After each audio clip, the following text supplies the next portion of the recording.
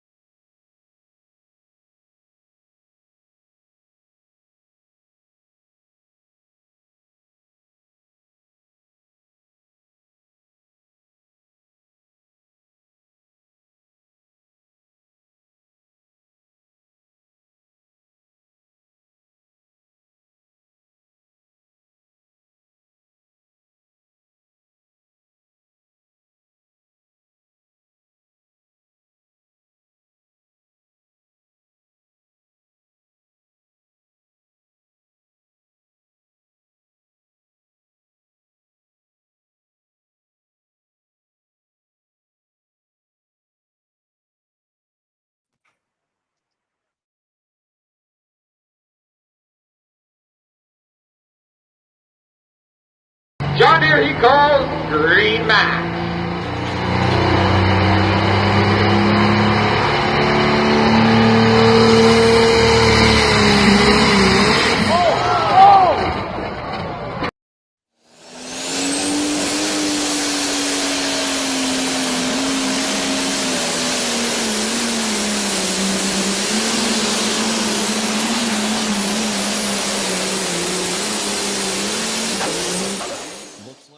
Coop, you want to honk at Grandma? Huh?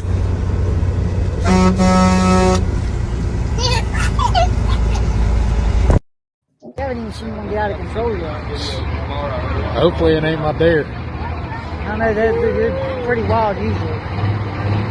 All right, green light, green flag. Jimmy Williams. John Deere he calls Green Max.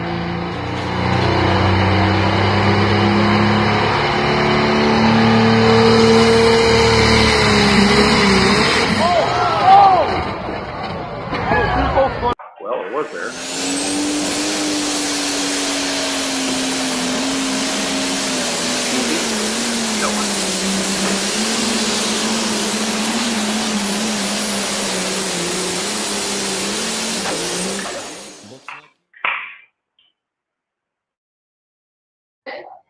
Welcome, everybody. It's May 3rd, another edition of Let's Grow Pulling Live, sponsored by the Outlaw Truck and Tractor Pulling Association. I'm Jason Schultz, our distinguished panel of guests, Paul Romack.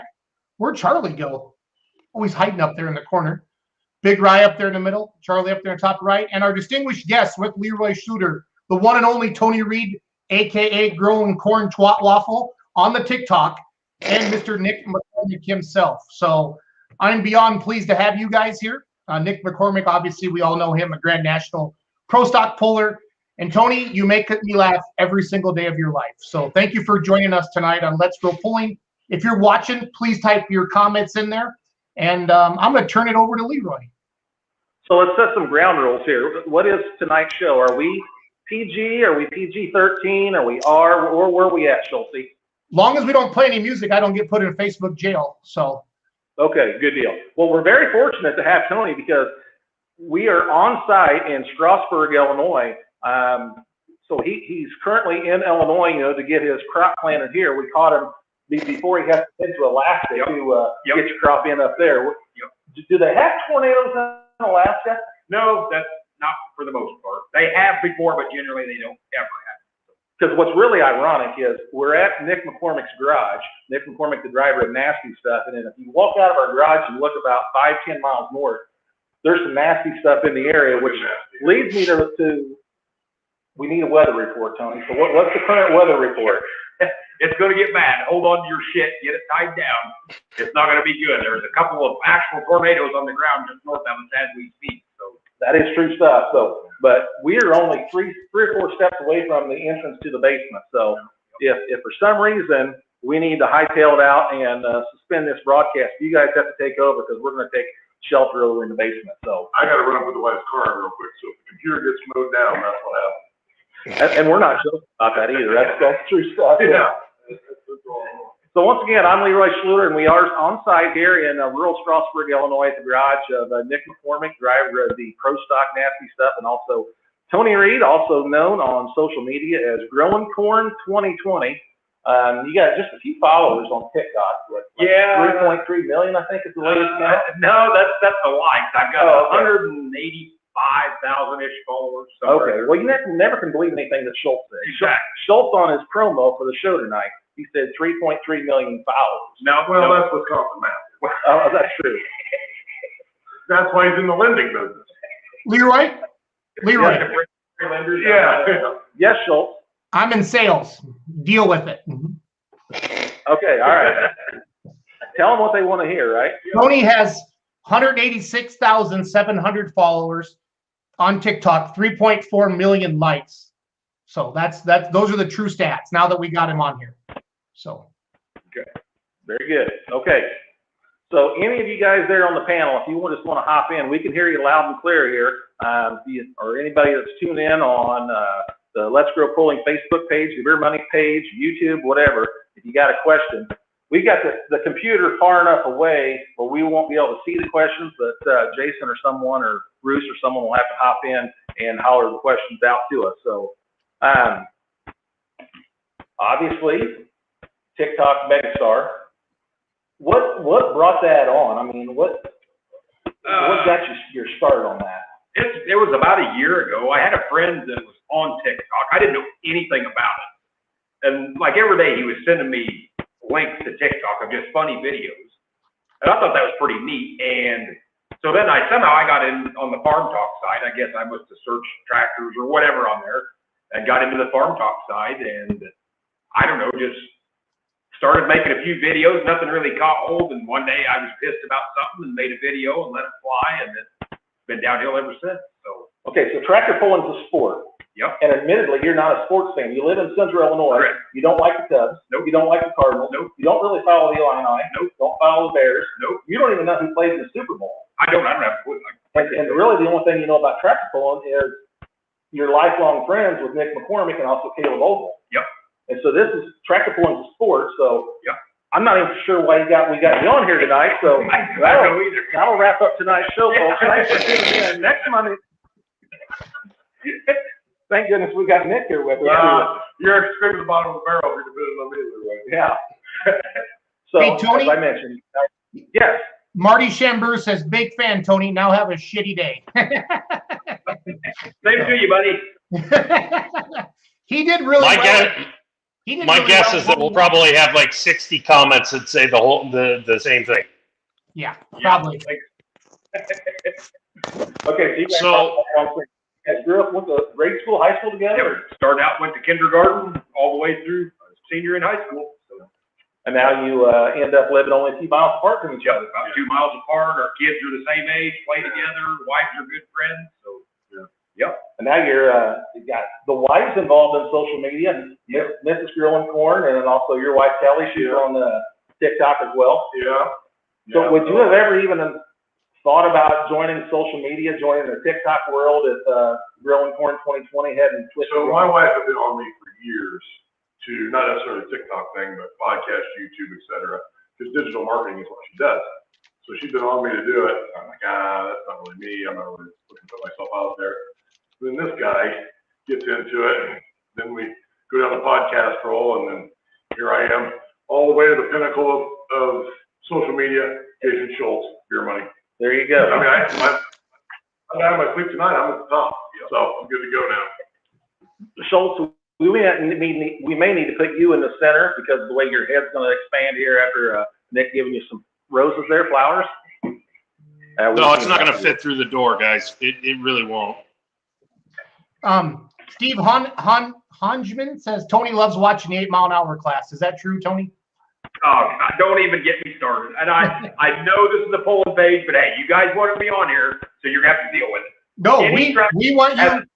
We want Tony, you in your finest glory. Bring it on. Tony, we're not afraid. You don't understand. Most of us don't like speed limit classes either. Okay, that's fine. So when you went off on that a few weeks ago, I was sitting in the car driving home from Farmall Land, pumping the steering wheel like this. I loved it. I thought it was hilarious. Charles exits the chat. Oh, shut up. You're staying in.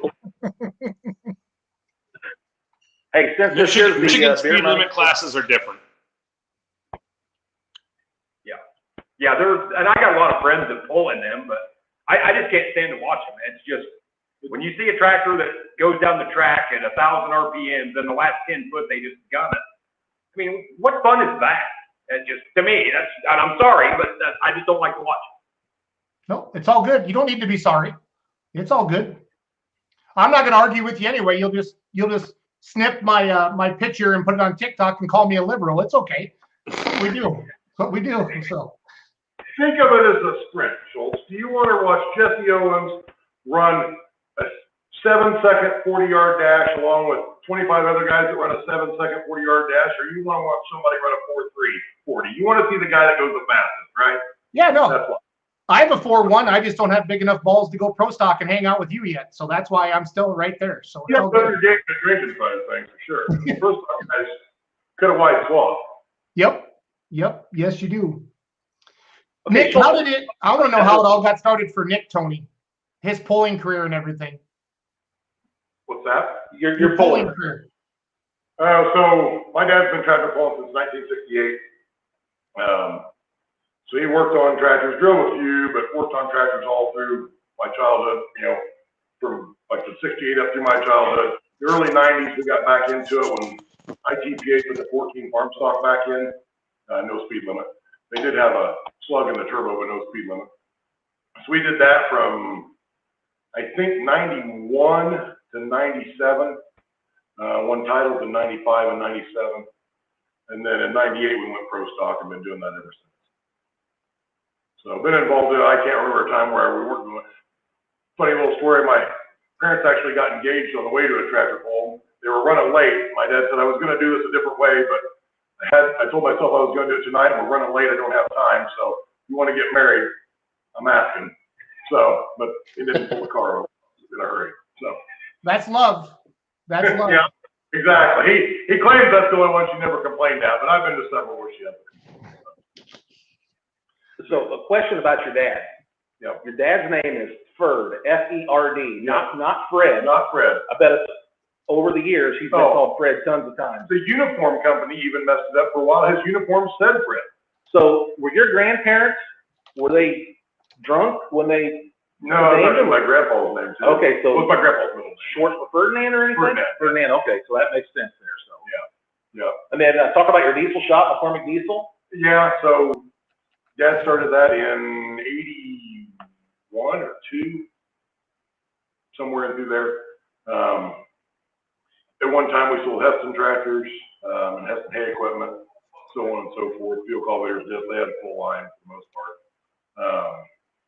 Now we sell Underford, Zetter, Salford's a big one for us, several other short line companies and whatnot. Working on a lot of pulling tractor stuff, pulling parts, crankshafts, billet rods, piston sleeves, you name it, whatever you need for that. So if you saw the show last week, Jeremy Smith, we had Jeremy on here, and he's building a new pro stock, a Challenger. Yeah. Challenger. I got together with some red guys today, and we decided there's getting to be enough of those guys now that are trannies that we're going to start their own class for the transgender big block guy, so them guys can all pull together with their mislabeled tractors. No offense, Jeremy. I love you. Also known as cross-dressers. Cross-dressers. Yeah. All the cross-dressers in one deal, let them battle it out.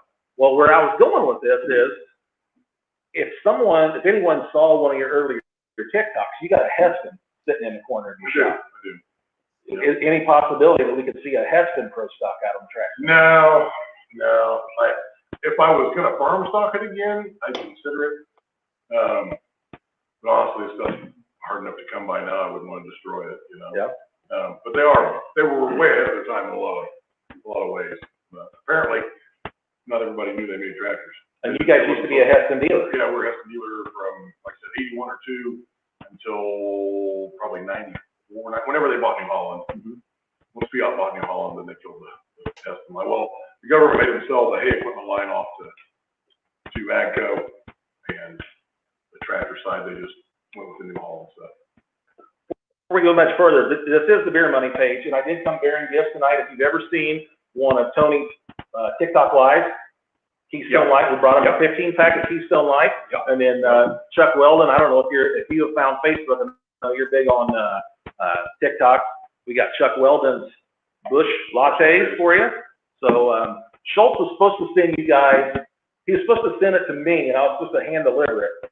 Beer money hats, koozies, whatever. And since Schultz didn't come through, right there, buddy, 618 Motorsports.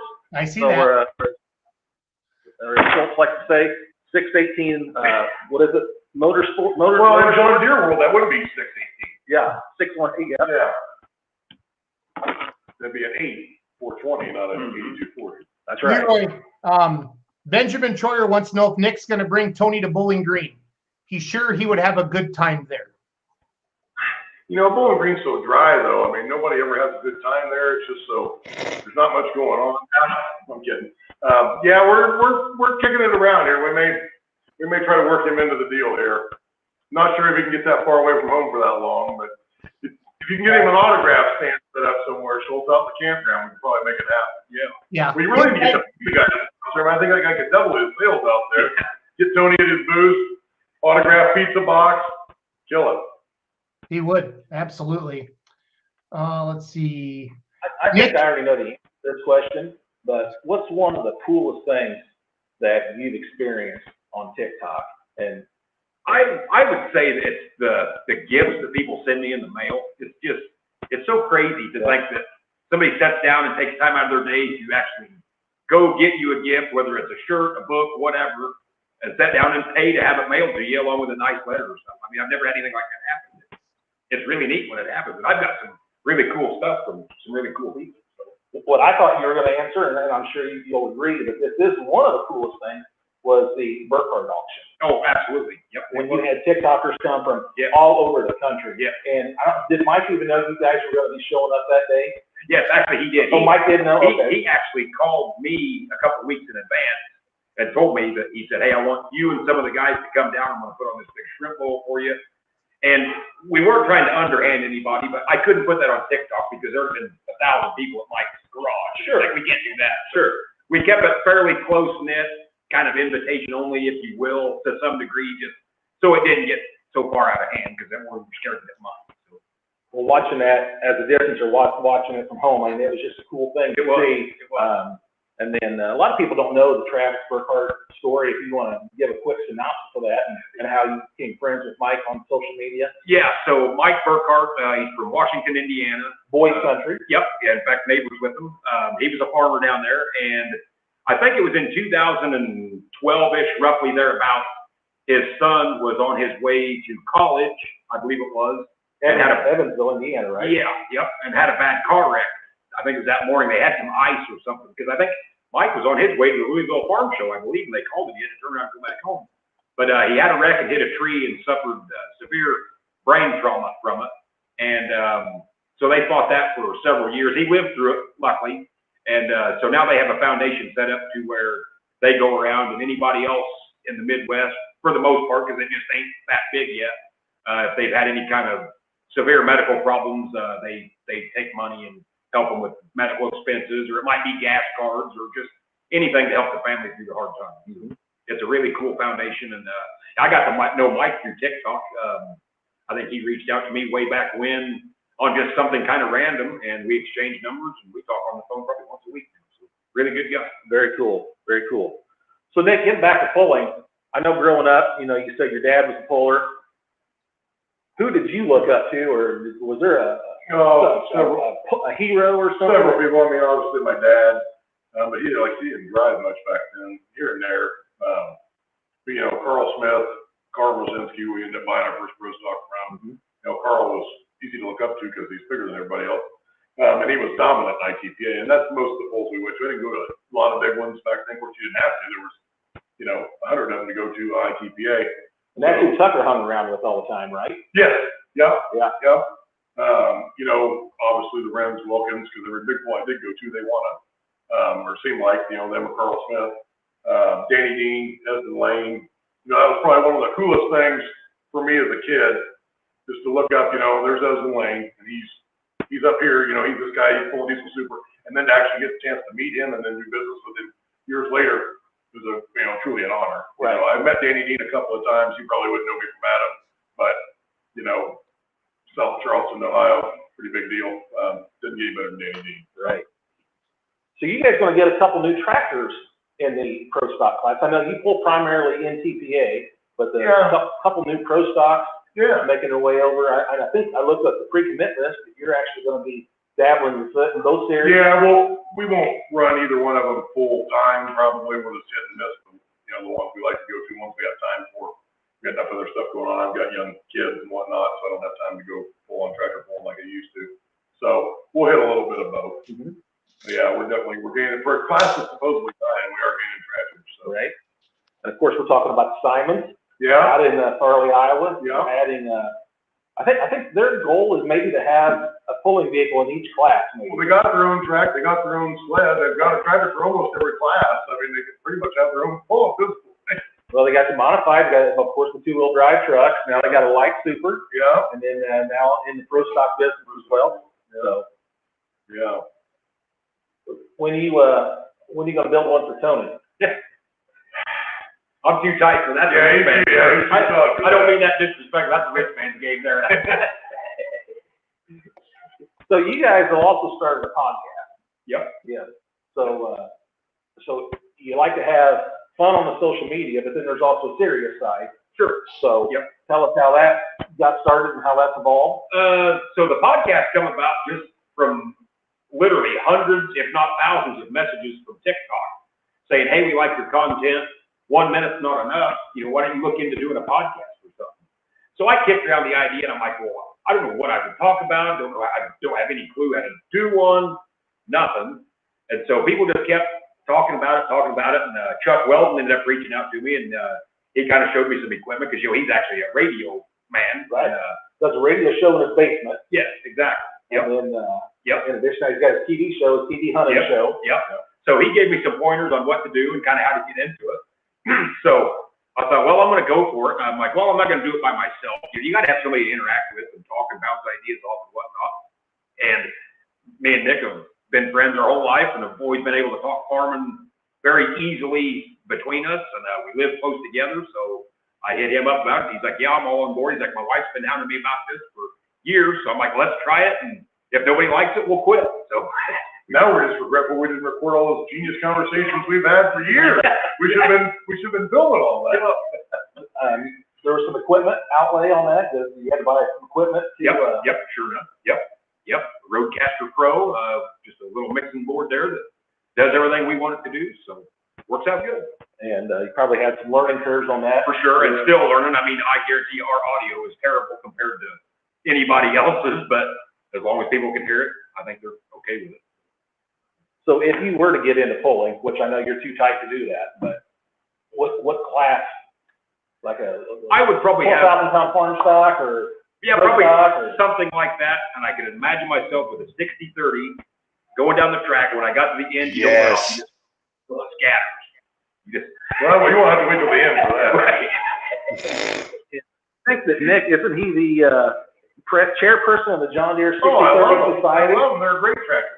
Do you realize, Leroy, that you can get this tractor that's physically 3 times the size of anybody else's tractor and almost make the same horsepower as an 806? Almost. You gotta turn it up.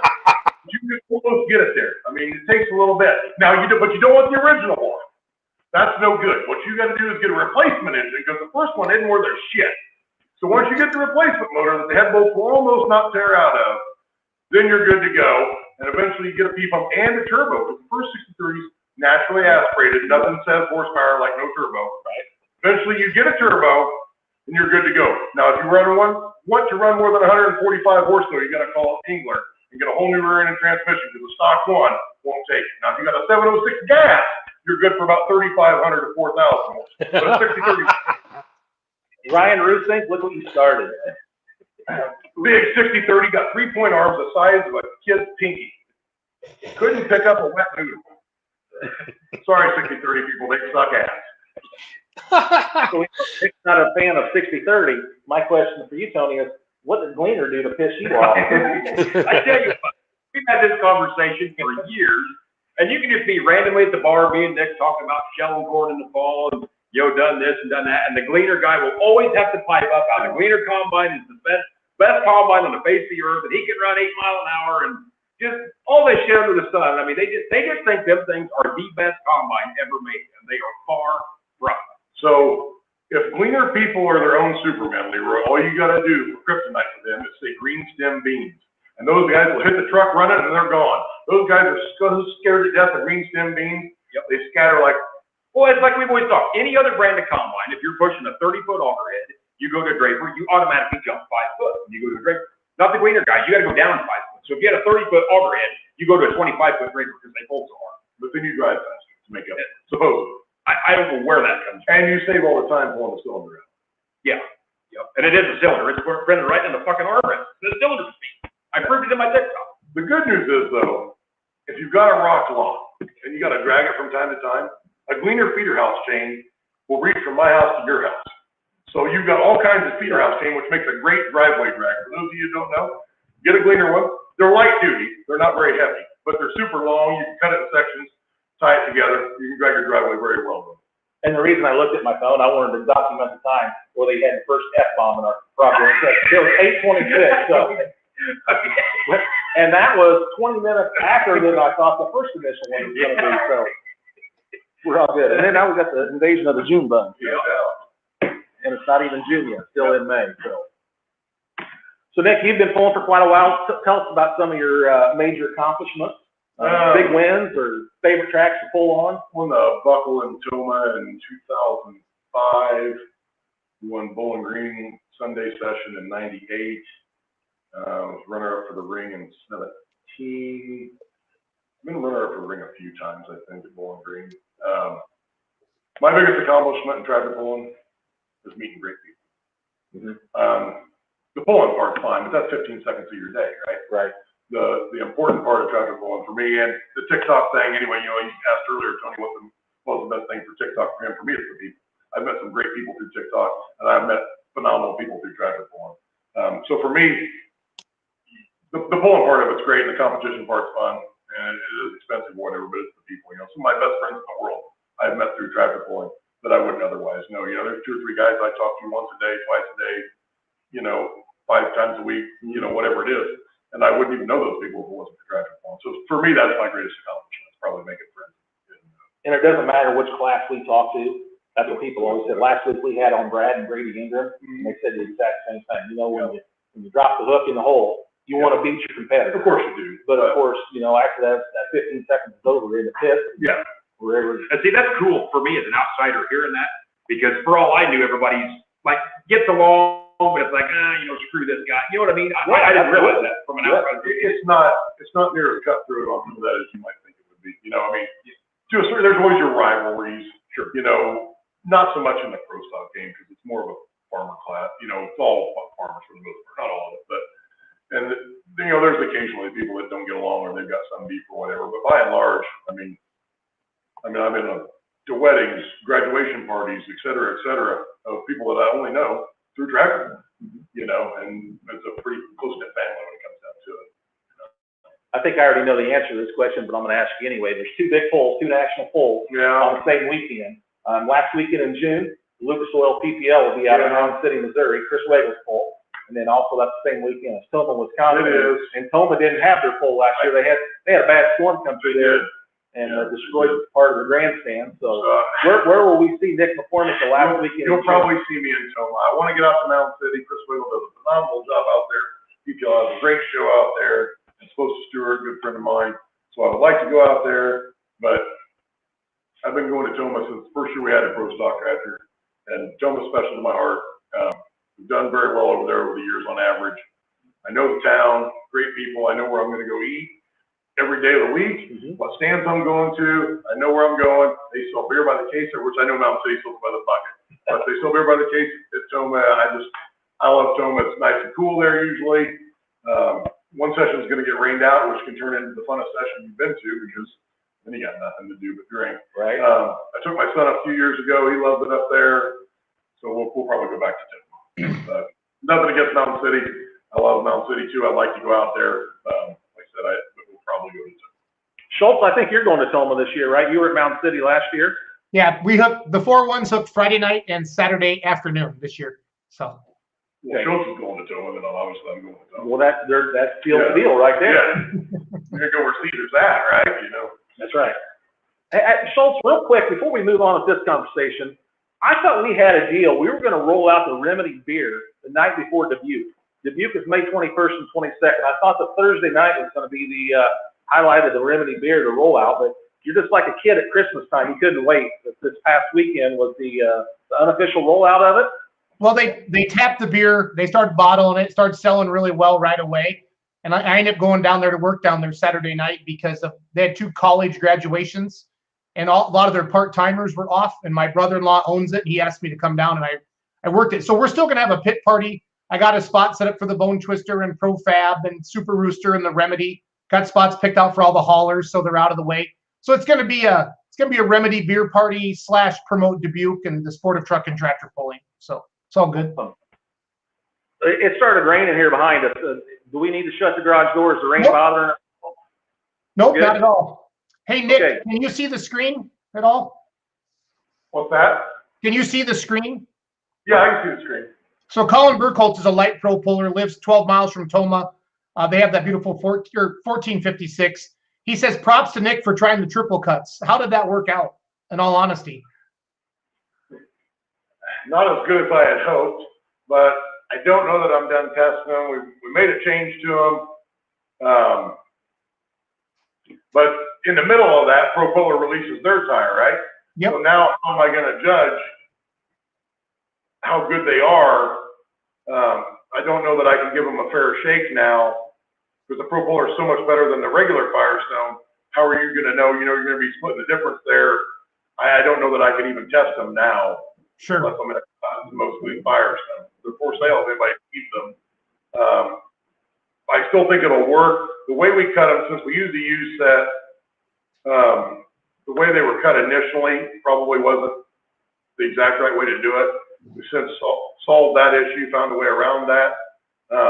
So I still think they'll work. I just don't know if I can test them successfully up against Pro Pullers now, especially now that they're on their 19th version that's even better than the versions before. Right. Understood. Hey, Leroy, did you turn on an extra light or something when you started? No. I noticed that there's a big glare on our face right now. What happened was we moved the computer back. I think we moved it right underneath the light. That probably got switched. Can you? Yeah. Nick's going to try to turn off the garage door light. Did that help at all? Kill the others and turn it on. I don't know. Hang You on guys a look second. like you're in the movie Cocoon. There you go. There we go. Now that light will go off after 5 minutes. Okay, good deal.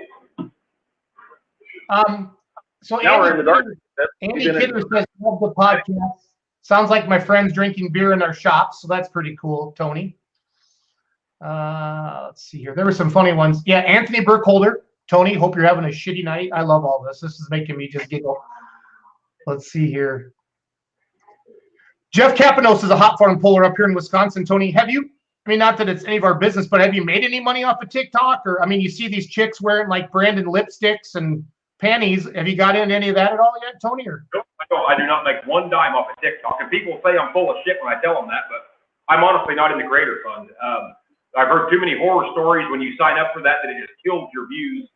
So, no, I don't make one dime. Now, I do get paid off of YouTube. You know, there's ads on my videos on my YouTube channel. But as far as TikTok, I don't make one dime on there. That's kind of what I figured, but it's a good legitimate question people wanted to ask. Sure. You should check into that Cameo. Have you heard of Cameo? No, I haven't. So it's like for famous people or sports stars and stuff. Basically, they would pay you $50 or $75 to call somebody and wish them happy birthday, and your tagline would be, "Hey, and I hope you have a shitty day." You know what I mean? So you should seriously check into that. You'd be popular. That's all I'm gonna say. You'd be popular. Paul was shaking his head there, so it's all good.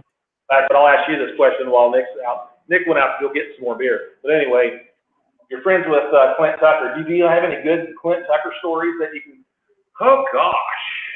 No, hey Tony, when when they invited you to come to Shipshewana and you made the TikTok about he used to screw me out of Pioneer seed corn back in the day. I spit my water out when I was watching that one. Yeah.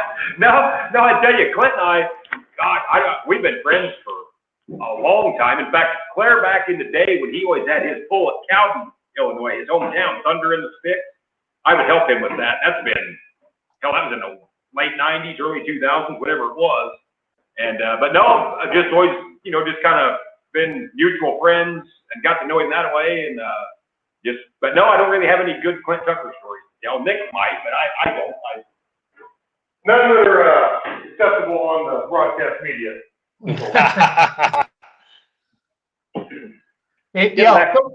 Kevin Carey said that Nick's dad should do a cameo. Now that would be funny. So It wouldn't do any good. He couldn't hear anything anybody was saying. He listened to 4 seconds of our podcast. Said, "Yep, just like in the shop, can't hear anything he says," and he turned it off. Question about your dad, Nick. Is he still pissed off about the Moultrie Douglas County Fair in I don't think you're going to see him back there. July of 2019? Anytime soon. Probably not. You probably won't see him there. So, quick story about that. I'm pulling in the pit as it's Volvo, right? Red Volvo, as the red McCormick diesel Volvo is leaving. Yeah. And the full start 6:30 or something like that. And here it's like 4:30, 5 o'clock. And I wonder where the heck Nick's going. And then I got the story once I got there on the ground. That gal thought we should pay to get the pit person in, and it was just me and him. Right. It is what it is. She finally told him it's only $10 or 15 or whatever it is. He's like, "Yeah, I know, and I'm going to leave over it." And we did. Yeah. It's not the first time. It'll probably be the last. It's not the first time it's happened there. That was it. Years ago, and I can't tell you the guy's name who it was, but there was a drunk guy on a golf cart, and I don't know what his beef was, but it was at the same fair. So it had already been an issue, and he parked in. He wouldn't let us park. I don't remember what his deal was. And finally, the Castile boys that run that deal got him out of the way or whatever. But it is what it is. Yeah, well, I knew something was up. Like I said, as I was arriving, you and I met, and you were leaving, and I'm like, wondering what that's all about. And I soon found out. Yeah. They said without my membership card, I couldn't get in with 2 people. I'm like, it doesn't matter if you're a member or not. And I am a member. Mike Miller's right over there. He has my card. Right. But that's right. You were joining that night. Yes. Because Danny Coons told me about that. Yeah, but it is what it is. So you pull in the pro stock class, which obviously, big turbo. How do you feel about turbo rules in the pro stock class? Do you think that, I get that nobody wants to be the guy that takes pro stock from unlimited to limited. But the fact remains that it's getting out of hand. And if we get, at some point in time, somebody in a leadership position is going to have to realize that we sell a shit. And whether that show has 3,500 horse or 4,500 horse, it doesn't matter to the grandstand. They can't tell the difference. What they can tell is if there's 15 tractors there, if there's 25 tractors there, if there's 35 tractors there. That they notice. Mm-hmm. So as power keeps going up and it gets more and more unachievable for different people, myself included, and we tear up that much more stuff, it keeps us from being able to go to the Moultrie Douglas Fair on a Thursday night when there's another pull on, PPL Champions Tour, NTPA pull on Friday, Saturday. So as numbers, it hurts the state organizations more than anything. But at the end of the day, if we all had something very similar or the same turbo, does it really matter? Then it comes down to driving, weighting, this, that, and the other. Now it's to the point that the hard parts cost what the hard parts cost. And there's only a certain number of people that can afford those. And the guys that really want to throw it after it can buy their way up on the ladder. Mm-hmm. And I don't know if that's a great thing long term. Generally, those guys don't stay in real long. And it just ends up being a bunch of guys. Okay, I'll use the tire thing for an example, right? Let's say Firestone was the only tire we could have ran. So what did we gain from going to Pro Pullers? Now, I'm not knocking Pro Pullers, they're a great tire, but I'm just using this for a scenario. So everybody bought a set of Pro Pullers, right? Then they bought the next set of Pro Pullers when they came out with a different version. Now we're on our fourth version of Pro Pullers. All pulling the same distance we were before. We just have a lot less money. Did we gain anything from that? We're not putting any better show on for the fans. Well, actually, with the tires, maybe a little bit. But that sled readjusts, and then it all goes back to normal, right? I mean, we go slower now than we did 5 years ago because the power level has gotten up to where the sled just gets heavier. You can't pull it. So our Monday night show is sponsored each week by the Outlaw Track Pulling Association. And well, as you know, the Outlaws. Clip Medding's commenting right now. Very perfect timing. Okay, Outlaw puller who loves Nick, by the way. Okay, so the night show is sponsored by the Outlaw Truck and Tractor Pulling Association. Yep. And of course, they run no intercoolers, and then a 5-inch box turbo. I think it's a Weimer turbo. So It is now, yeah. what are your feelings on it? Like if the other major organizations, the NTPA, Lucas Oil Pro went that route? Well, I think it's very short-sighted that in the long run that they don't do something along those lines. You know, it came up over the last couple of years. You know, when it was proposed to go to like the 5.6 or 5.7 Weimer, which 96% of the class had. Well, there's a couple guys that'll have to buy them. Okay, the other 40 of us will buy the bigger one then. Yeah. So that's what happens with it. Keep kicking the can down the road. And from a show standpoint, it doesn't help the show. I'm a horsepower junkie myself. If I could have 5,000 horse tomorrow instead of 4,500, hey, I want that too. But does that help the show? Yeah. You know, are we better off with 35 guys at that pole that all have competitive horsepower battling it out? Or are we better off with 15 guys at that show and nobody went to the state hook that week because, well, we don't want to wreck our stuff? You know, I don't know if we gained anything. I want to give a shout out to Clint. Clint, thanks for tuning in. Clint's obviously from Texas. He likes those pro stocks that come from Illinois. Got 2 of them in a stable. One for himself. One for Connor's got the Lance Little Volt 830, the old True Grit. Yeah. And then, of course, Justin 6030. Yeah, there you go. Clint, what do you got to add? Clint Medding, you got any questions for Nick while you're tuning in here? Hey, Leroy, Tony, is this your first TikTok ever? And your mom Could be. you. You got to get bottle Better fed. beat the shit out of the with baseball. Fixed up. Yeah, that might be the first one. I don't remember. And your mom's a bitch and won't claim you. You got to get bottle fed. That's all right. We'll get them fixed up. That would have been, that's March 6th, Tony, 2020. That feels about a year ago? Yeah, that'd be about right. There you go. This is the good one.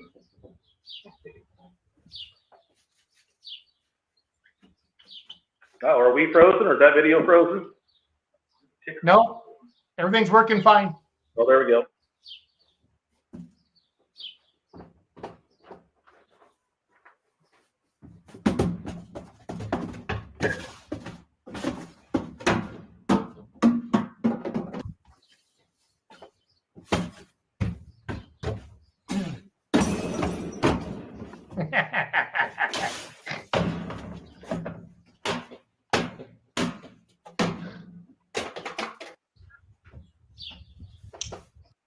Hey everyone. You know, I sent that to one of my buddies who's a FedEx manager. Oh my goodness, he got such a laugh out of that. Rosie O'Donnell is fat.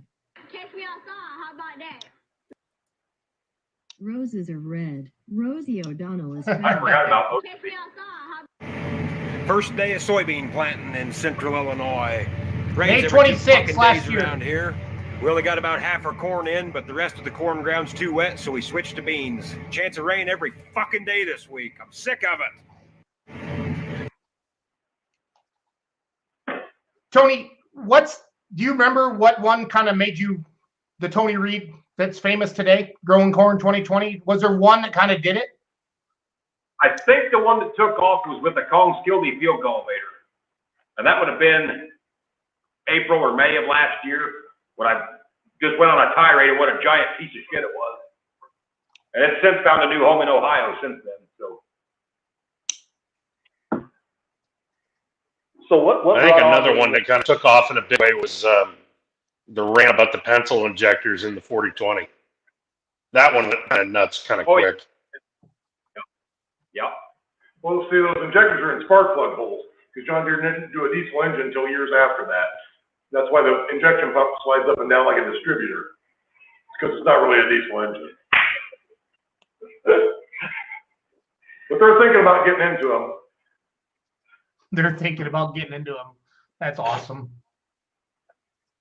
Tony does the best weather forecasts out there. Best weatherman ever. Andy Smith said that. Porch band. We have fun doing it. So what's happened to Tabby Cat? That all kind of went by the way. I mean, that's where all that started. Right, yeah, that's where. And no, we all kind of had a group of us that was doing that together. And the guys that ran on that with me ended up getting some jobs out of town and girlfriends. And everybody kind of split ways. I mean, there wasn't no hard feelings or nothing. Everybody just kind of got busy with life, you know. So I ended up sticking with it and going on my own, and here we are. So when you guys organize your TikTok gatherings, so with Farm Boy Matt and COVID-19 and Brian Adams and Wisconsin Farm Girl with Jeanette and Spencer, yeah. How's that all done? I think sometimes you guys have met here in 32 Below. And yep. About the only actual, really official get together that was like announced and put together was Mike Burkhart's sale that time. Other than that, you know, like Doug, the Montana Farmer 75, he just showed up at my house from Montana. So, there's been a lot of that go on. You'll be laying at home and somebody will call, hey, there's somebody here at the bar to meet you or whatever. So I have to run up to the bar. But, so yeah, I mean, it just all kind of comes together in different ways, I guess. There's really never been any big formal get-togethers other than Burkhart's sale. There's been several people come through, you know. Yep. And how did the Alaska thing come to be? It got to be because every video I would post, and it was like this for Chuck Weldon or any of them guys. You would post a video about farming, and the first fucking 10 questions were, where do you live and how much do you farm? I mean, every time. And we all got so sick of hearing that. I just pulled out of my ass one day. I'm like, fuck, I live in Alaska. And just ran with it. And then I made a few videos about it. And so now there's literally like half of my followers actually think I do farm in Alaska. I mean, I get messages all day, every day. You came out with a t-shirt line then. Yeah, exactly. But I get people asking me, you know, legitimately, you know, how do you get started farming in Alaska? How do you get your equipment up there? And this and that. I don't even respond to it. It's like, let it go. So I asked Tony this question earlier. I'm going to ask you the same question, Nick. If you were to park nasty stuff and take the keys to another pulling vehicle or slide into another pulling vehicle, what vehicle would it be? What class? And what venue? What track would you pull it on? Do we have a time machine for this, or does it have to be today? Yes, there's a time machine available if you need it. Jordan Lustig got one, you get one too. Well, so in not that long ago times, I want Colin and Jody Ross's tractor for the 50th anniversary of Bowling Green, but I don't want to screw it up for them, so I want to pull an alternate universe with the same exact setup, but I don't want to run it for them because that was a pretty dominant performance. 3 wins, 50th deal, really cool deal. If I can time machine it further back, any of those old time diesel supers, you know, you take Danny Dean, as in any of them, Rob Russell, any of those guys that made phenomenal passes. Klug, I mean, back in the day when pulling was pulling 12,000 pounds, whatever, you know, I'd take any of those. Some of the cooler passes, Carl Smith's tractor at Freedom Hall, where one front tire is broke and it's hanging off the side, and he just goes ahead and plows in the sand, takes the wind. Doesn't get much better than that. Any of those would be a pretty good day. But it would have to be diesel, nothing alcohol. All right, plenty of alcohol. Yeah, okay. In the pits afterwards, right? But the reason I say that is, so Josh Blackburn, everyone knows who Josh Blackburn is. He was up at Shipshawana back in February, and he pulled a super farm. Oh, yeah? Yeah, when he got done, he walked up to me and he goes, and he's already dropped a few F-bombs. Josh Blackburn says, I go, how was that? He goes, that was fucking boring. Now, Alky Supers, especially at their peak for a while, I mean, they got pretty good rave reviews at Louisville. There was a time frame in there where they were a seat filler for sure. And they're still pretty cool. There's not very many of them. I wouldn't mind driving one of them once or twice. But as my dad would say, I can't start anything with a carburetor, let alone, you know, I realize those would have carburetors. But if your fuel is so shitty that you have to have a spark to light it, I probably can't run it. Schultz, at the beginning of the show, when you were trying to play Nick's video, the nasty stuff video, Nick said that he's probably squirting ether on it. He's probably shooting ether trying to get the video going.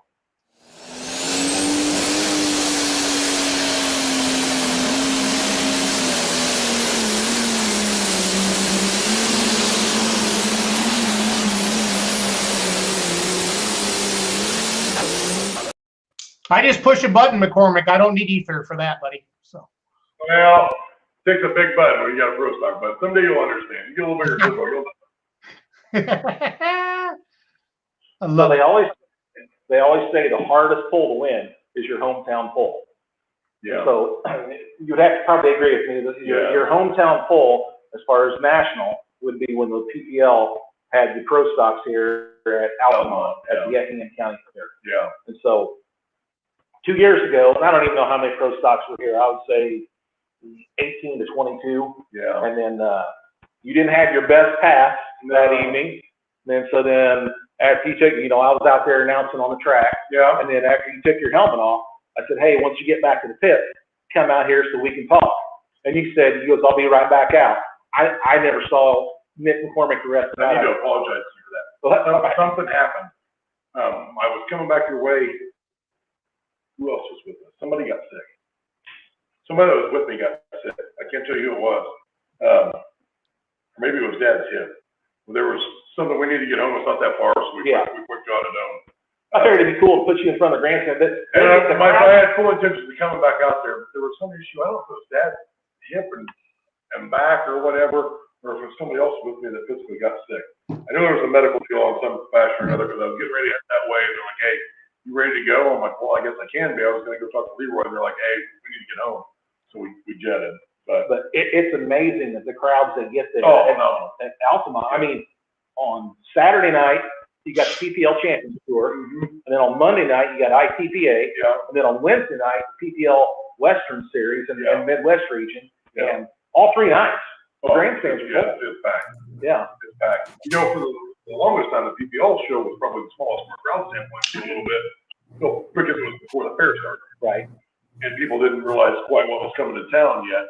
And then once word got out, it's grown in. But I'm like, I tried to explain to people the first couple of years. I'm like, you come here on Wednesday, you'll be parking in Newton and walking. It's big. And now it's all 3 nights are the same way now. Now they're all big.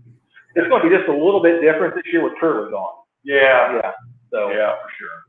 Hey, Leroy.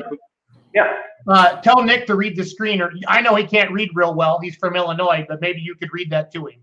So. I get up and read. The computer's quite a ways away from me.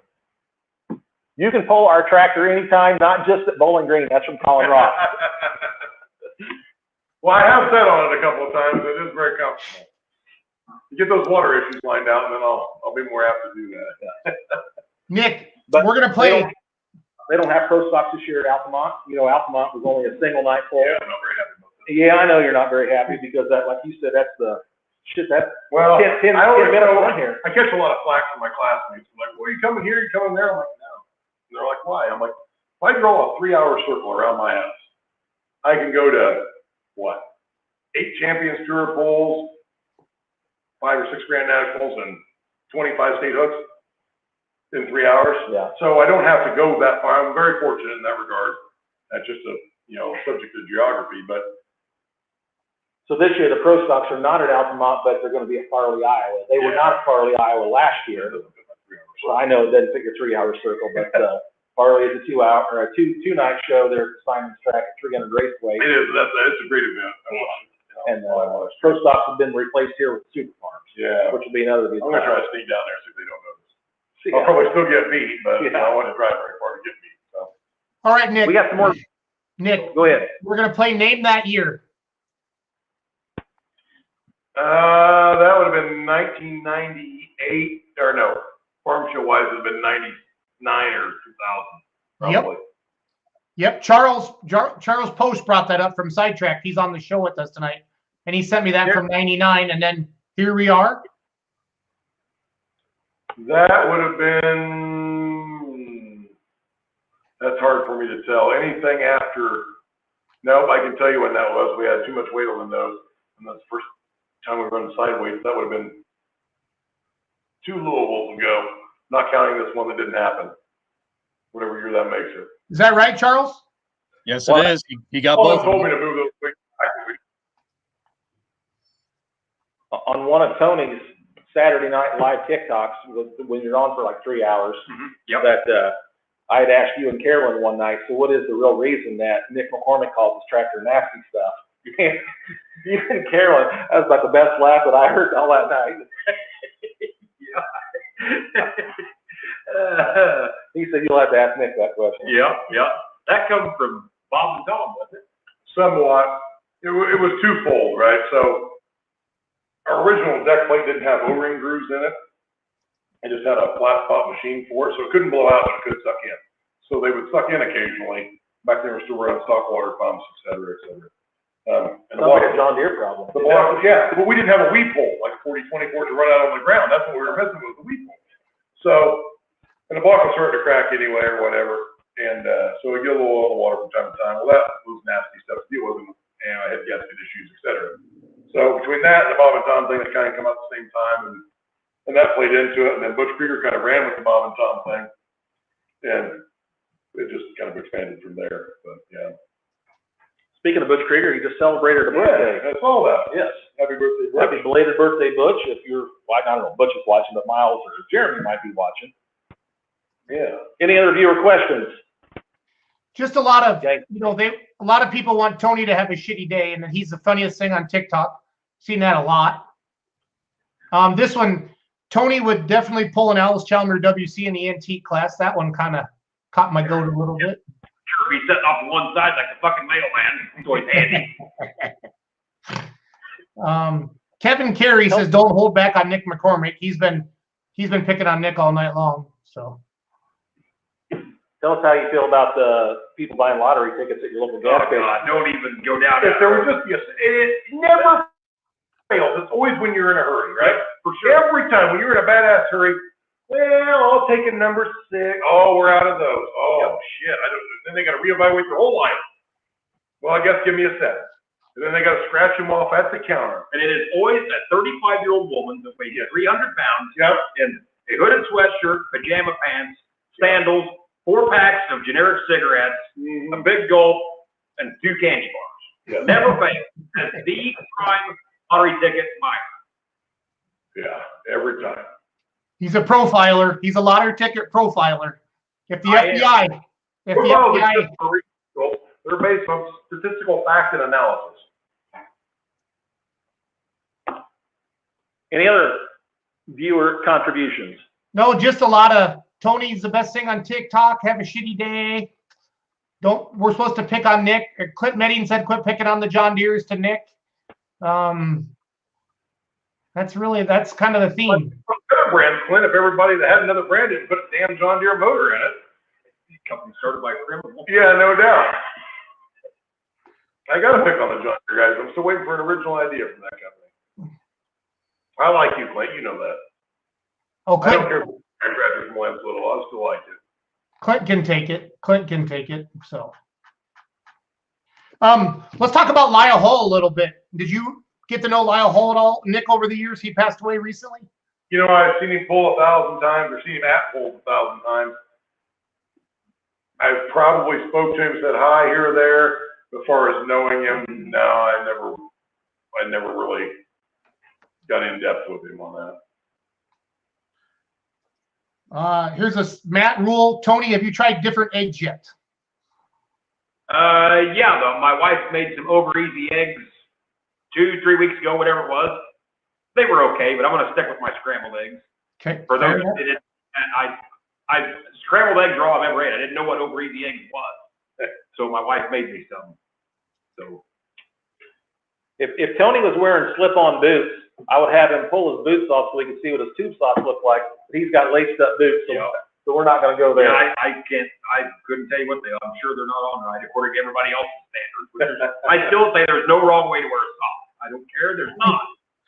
So this is funny. So Doug Bodnot said, just got off TikTok. Mrs. Gruencourt just posted she has everything under control at the farm while Tony is getting drunk at the neighbors. Good to know. We won't make it a late night then. Yeah.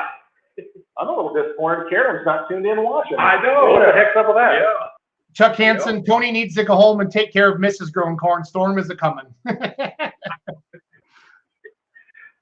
Power's going to be out later. It'll be nothing to do. Yeah. That's why the Amish have so many kids. That's what I've always joked about is you're no TV, nothing else to do, right? So They're on to something, though, because I found out every spring that there's no way you can maintain a Christian attitude with flat tires and a dead battery. And that happens every spring when you go to get your equipment out. Something's dead, something's flat, and you can't be Christian at that point. It's very difficult. So I think they're on to something. Nick, how much would it take you to get to come make a pass at Delavan on Labor Day? I'm sure you could stay at James's farm. From Christopher Schwartz. Yeah, I don't know. Exhibition passes have never worked out very well for me. I tried that a couple of times and ended up wrecking with stuff. That didn't work out very well. Probably not going to happen. Melbourne, this little deal, that's a nice little festival thing they got going there, but you're probably not going to see me there. Fair enough. Hey, Schultz, Yeah. talking about exhibition passes, real quick, will you touch on the deal they're doing for Casey Fritz, Twisted Deer? So in Boscobel, is it June? Brett would know the date better, but basically they're going to let anything hook to the sled before the pull for 20 or 25 bucks a piece, and all the money is going to get donated to Casey. He's got the Twisted Deer Super Farm, Twisted Deer, right? Yeah, that's Twisted Deer Super Farm. And everything I hear sounds like his last cancer checkup went pretty good, and he rang the bell and he left the hospital, so that's a good sign. So that is a good sign. And one of my buddies hauls his grain and said that, he's seen him around the farm doing stuff while Corey's out planting and things. So, but yeah, I think that's June 5th. I think that's the same day as Nashville. I think Boscobel is. So I'm going to go hang out with Paul down in Nashville. How far is Nashville from your house, McCormick? About an hour and a half. About an hour and a half? Okay. It's not bad. Cool. That's all. Like I said, I'm pretty well located when it comes to tractor pulling. It's not bad at all. Are you guys seeing, I had heard, so you're not seeing a lot of cancellations in Illinois anymore, even with your governor, Nick? It's looked like it's going to open up. I had heard Illinois was going to be tough this year to have any outdoor events. So I'm not from Chicago, so we don't have a governor where I'm from, Schultz. Okay. Amen. That fat sack of shit says. JB, I know you're not watching, but I don't give a shit, neither does anybody else. So yeah, I think that'll be the case. But a lot of the well said. A lot of the fairs and festivals are going to continue on. They probably won't have carnival because Fat Sack won't let the inspectors inspect the rides. But let's face it, he can't ride the rides because he couldn't get the bar across his fat belly, so he doesn't care. So I think they'll happen anyway. They just won't have a carnival with them. So I don't know what the carnies are doing these days. You might want to watch your kids as they go to the park. But otherwise, I think there'll be some pulls. Most of these pulls can't afford not to have something this year. Right. If they have 1 year without income, they're going to have to do something this year. So I think you'll see them happen for the most part, especially this far downstate, just south of Champaign and whatnot. I think you'll start seeing a lot of them. The northern ones are probably, but that's because they acknowledge JB Prickster and the rest of us don't. So. Yeah, we have our first Tony Reid for governor. Throw that out there, Tony. So. I don't think I'd be very welcome in Springfield. The rest of them would bring you welcome arms, though. Yeah. Anybody know anything about Fort Recovery? Tell you where we're at, Schultz. The original capital. The original capital, and kind of, we'd like to give Chicago back to you. I think we gave Wisconsin $1 for it, and I would like to donate $1 to your beer money page, and if you would purchase Chicago back from us. I'll double down. I'll give you 2 shiny dinero if you'll take Chicago back from us. I'll see what I can do. I'll make a call tonight after the show. So use your connection. Yeah. Hey, what do we know about Fort Recovery, Leroy? Have you heard anything? Charles? Fort Recovery first weekend in June. You're going to be in Nashville, Illinois. I'm going to be in Fort Recovery, Ohio, with the Lucas Oil Pro Pulling League, and it'll be on what was formerly known as Lucas Oil Racing TV, which is now MAV TV Plus. So we'll be doing the live stream there both on Friday night and Saturday night. Who let the dogs out? That's my mean dog. Shut him up, Logan. Fort Recovery actually has 2 events. They also have the NTPA event later on in the year. I don't know the dates on that. Never pulled before. Always heard good things about it, but never pulled there. Yeah, I think that's Bargie's home track. I think so, pretty close. Yeah. Great family. Mike Palmer says that Nick is his hero, so that's good. You're just lying to people now, Mike. The Red Avenger. But I appreciate it. Thank you. Will Witt. I'm not today like the Red Avenger is.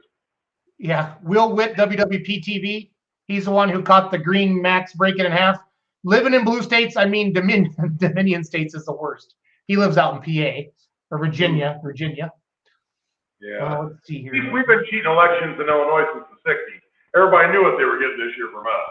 Yeah. So, Then we got governors that didn't make license plates. yeah, exactly. It's a full circle program. You governor for a while, you do a little community service and license plate for a while. Full circle deal. Hey, Tony, read the comment on the screen right now. Good evening. An old friend of yours. You guys are about to get some moisture. Yep, that's old Corey. He runs the Farm for Profit podcast. Good dude. Good friend of mine. Yep, he is. He's a good guy.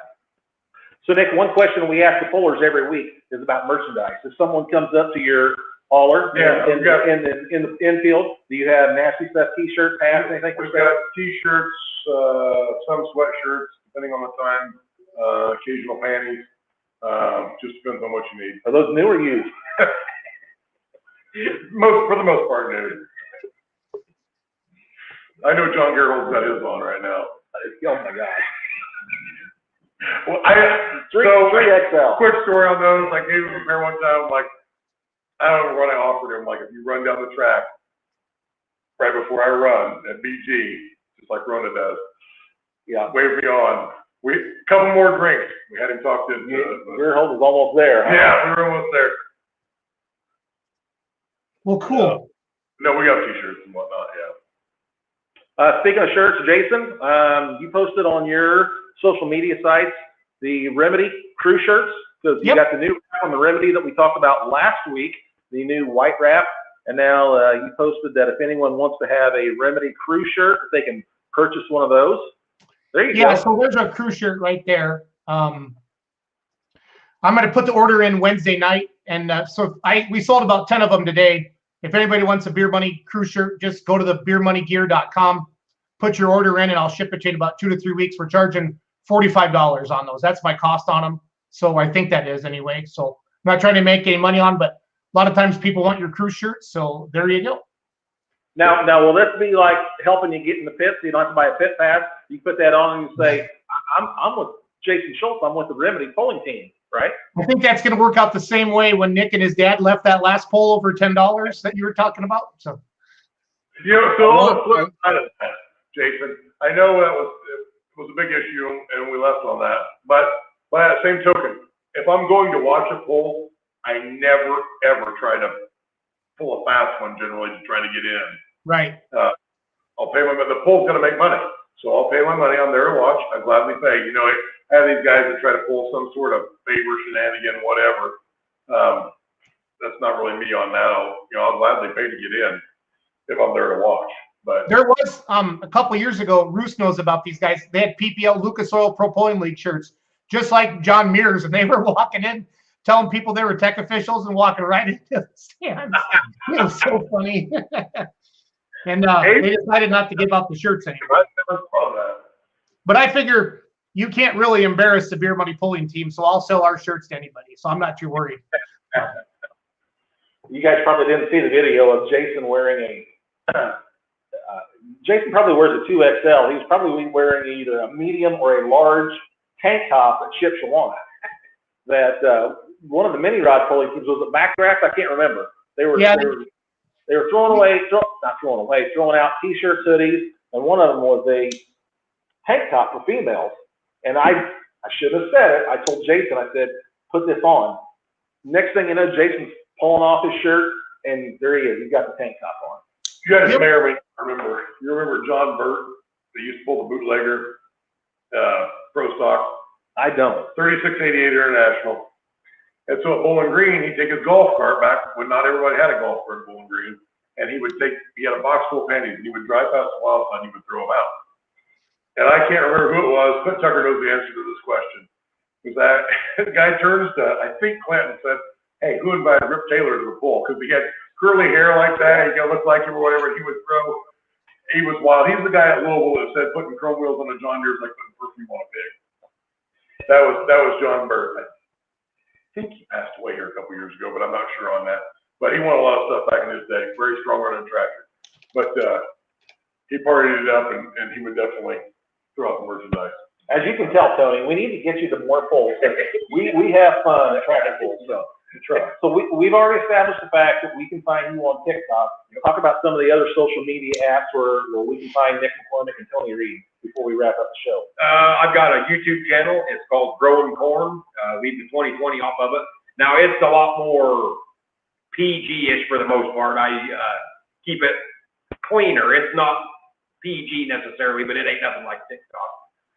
So I got that, and then our podcast is Straightforward Farming. You can find that on Pandora, iTunes, Spotify, yeah, pretty much all the major players. And you deleted your Facebook account, right? Yep, I'm not on Facebook anymore. Can't handle that garbage anymore. So I've got Snapchat. That's more my personal deal. I don't really have many friends on that. And I do have a Growing Corn 2020 Instagram as well. I try to post on it once a week or so. I don't keep up with it here like I should. Well, there for a while, TikTok was pissing me off because your TikTok lives was getting shut down. They were getting banned. So you and Chuck went on Saturday night having Instagram. Yep, exactly. Yep, sure enough. Yeah. Yep, which now my notifications come through the other day. I can now do 3-minute TikTok videos. There's something about, I've been selected to do that, and then got dual live now as well on TikTok, so I can do live for other people. Hey, Tony. Go ahead. This is for you. Happy Monday night, guys. So I don't know if anybody's been paying attention to the weather here in Central Illinois, but it's about to get nasty. So that's what it looks like to the south. And then as you go on, it gets darker and darker. So with all this nasty weather coming, where do you think our weatherman is? Oh no, he's not at home tonight. He's down the road at the neighbors doing a live video. Him and Nick are being interviewed on Beer Money Polling Team. It's okay, Tony. Go have fun. I got this. Yeah, we're good. We got this. There's nothing to worry about. All jokes aside, go check them out. They're on Facebook and YouTube, Beer Money Polling Team. They're live right now. Happy Monday night, guys. So I don't know if anybody's been paying attention. She's always trolling me. Yeah.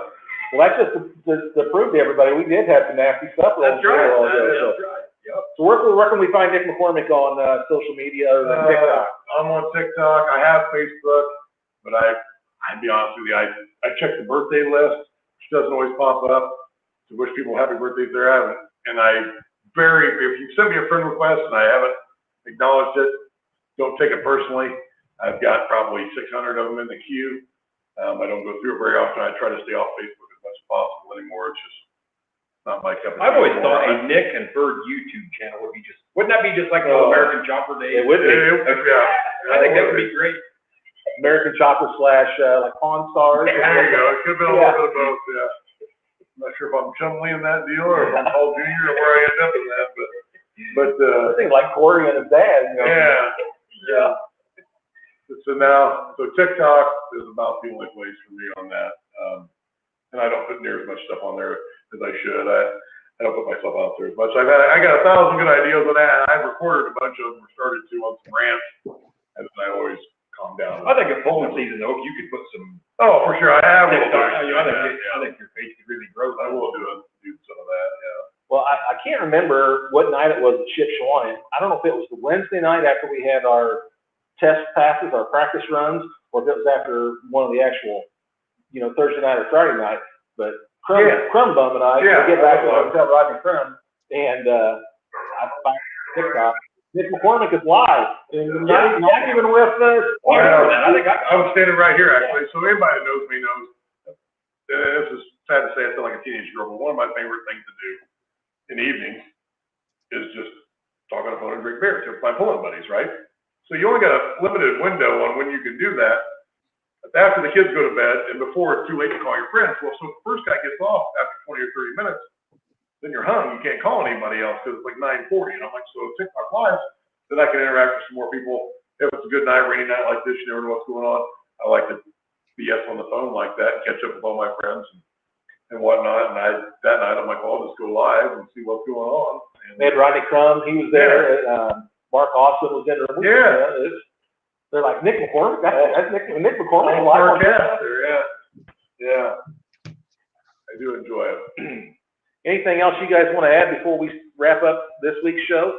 No, I'll let you guys go, and then Leroy, we'll just talk about Dubuque, and I'm flying down to Texas next weekend to spend time with Clint Medding, do a little announcing down there for the Texas Truck and Tractor Pullers, and we'll just wrap things up. Tony, Nick, I'll mail the t-shirts tomorrow that were supposed to be there today. I apologize. So, and No worries. We expected as much from you, Schultz. Okay. And Tony, we have nice stuff. I don't have any Gleaner stuff, so you'll like it, I promise. So. Okay, sounds good. Perfect. Make sure you tell them to have a shitty day. Yeah. Yeah, you guys all have a shitty day too before you get on. Thanks, guys. Have a great night. Thanks, guys. Thanks, guys. Okay, that was the coolest thing we've ever done. Thank you, Ruth, for lining that up. So You bet. very, very cool. Yeah, I just want to touch on Lyle Hull a little bit. Growing up in Iowa and watching super stocks, with the ITPA, the Iowa Tractor Pulling Association in the region, I saw that Minneapolis Moline a lot in the NTPA and different things like that. And I don't know, I'm not quite sure how old Lyle was. I don't know. Charles, you're more of our historian, so. I honestly don't know how old he was either. I couldn't tell you. But sad to see him go, because I feel like they run Arnie Kwiatkowski's John Deere with the gator on the side of it, taking care of business. And then Justin has that light one remachined, I believe, right? Yep. Yes. So, but just our thoughts from all of us going out to the whole family. And Charles, what year was this, buddy? This video? 1984. Okay, so I'm going to play it and then we can talk about it a little bit. Guys are just super secret and protective of those turbocharging and fuel systems. They just don't want anyone to see them. They sure don't, and they are very sophisticated in some cases. We said earlier, up to 4 turbochargers are allowed on this particular class of tractor, and if you get through with the plumbing on 4 turbochargers on a diesel engine, you do have some complications. Well, we can understand why Lyle Hull is a little secretive, as are the rest of the guys. As he gets ready to go, feeds the power to that big Minneapolis Moline, and down the 300-foot course there at Bowling Green he comes. But he is bogging down, Steve. Doesn't look like he's going to go beyond much more than half track. No, he's not, Brock. He might have guessed a little bit wrong on the weighting, the balance of the tractor. This is one of the few forms of motorsports where weight is an advantage instead of a disadvantage. Pullings came a long ways, guys. So It's been bugging me all day. What is that announcer's name? It's Steve something. Steve Evans. Steve Evans. I could not remember his last name to save my ass today. Yeah, Steve Evans and Brock Yates, Diamond P Crew were on that show. The American Sports Cavalcade. Yep, exactly. That would have been like a 5,500-pound class, right, Charles? Yes, it was. Yeah, I thought. What a cool class. Go ahead. Who said something? I was just saying, that was a cool class and a cool show. The full thing, I'm pretty sure I put it on my YouTube page. It's up there now. And I mean, like Brabeck and Henry Piper and Hall and Lucas and Volan team. I mean, everybody was in that thing. So, Charles, do you just have tons of old videos that you're just slowly bringing back to life? Yeah, as I get time, and people have collections they are willing to offer up, I'll take it on and digitize it for them. And I don't think I've got as much as what Clint or Dan Mayer's got, but they really have a lot of the national event and the broadcast stuff covered. The stuff I'm looking for is more the homegrown footage, the obscure events where no one's seen it before. So I'm slowly working on adding to that. And I think if everything I've got, if I played it continuously, you'd be watching nonstop for probably 2 weeks. Yeah. Charles, is that your C Post page or is it a different YouTube page? Yep, no, C Post, that's the one. Yep, that's I'm gonna put that in the comments right now so people can find that. No, that was funny that Tony's wife did that because all of a sudden, all these names I'd never see start popping in there, kind of picking on Tony, like, where's the weatherman and stuff like that. So I went and found that on TikTok and brought her in. So that was pretty neat. It was neat to have. It was, guys like that. If we can get people like that to pulling, it's going to draw a crowd. It's going to bring new people to the sport. So hopefully, Tony can go to some pulls this summer because people want to meet their heroes. I mean, TikTok, Facebook, all the stuff, you feel like these people because you see them every day. I've never met Tony live in person, in person, but you sure feel like the guy because he's like a comedian. He just talks about his life and puts it out there every day, so it's pretty cool. It's pretty cool. I want to touch on Dubuque, Iowa, May 21st, 22nd, Friday night and Saturday night, 2 tracks, 8 classes. It's going to be a hoot. We'll start posting about that more. Nordheim, Texas is next weekend. Friday night and Saturday night is the Texas Truck and Tractor Pullers. They have some super modified two-wheel drive trucks. They got some hot farm tractors. They got some 3.0 diesel trucks. It's going to be a good show. I'm trying to run a little brush pull for them, guys, Saturday during the day, for like local diesel trucks and gas trucks and antiques and farm tractors and things like that. So I might send you guys that are on the show with me right now maybe to post something on your Facebook page just about that people can basically show up at noon, and I'm just going to kind of group them into classes, do 100% payback. And if there's some good interest there, then obviously in the future I'll try to organize a little bit more. You hear pulling just isn't. We're blessed where we live. I mean, there's pulls all the time, right? I mean, Nick said he could draw a 3-hour ring around his house and basically have 40 pro stock hooks with ITPA, NTPA, and Lucas Oil. That's awesome. In Texas, it's not like that. Not at all. So, last weekend, Charles, I brought that video up of the Green Max. I know we've all seen it. I'm going to play it again. And then let's talk about that a little bit. That's a light pro. That's Tommy Williams, is correct? Jimmy's. Jimmy Williams. Okay. So. Yeah, it's one of the mod.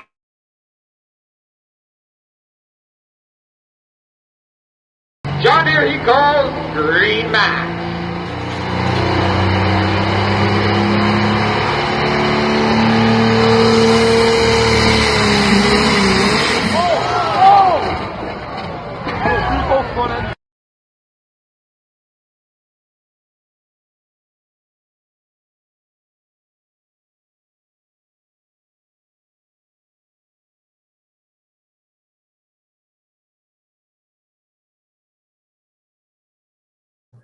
So obviously, every time we've seen Charles something like that break, we see a hard hit. We see a front end slam down a couple times, and that's when we see it. And usually, the skid plates will save something like that. For that, is that just fatigue, Charles or Paul? You guys are my chassis guys. Absolutely. I agree with Paul. It's at the real highest stress point along those rails, just in front of that front motor mount, where everything in front of it's on its own, and the rails have to self-support. There's definitely a fatigue point there. Yeah, and the way when you see that tractor come up, you can tell that. I mean, it didn't take a hit or something. It broke and it hinged on the bottom frame rail. So the top frame rails had to be fatigued to the point where they probably were already cracked, and it fell out from underneath it is what happened. But yeah, that right there in front of that motor mount takes all of the hit of that front end. And he had, I believe there was a post on there, he had 1,300 pounds of weight hanging probably 3 to 4 feet in front of that brake. Yeah.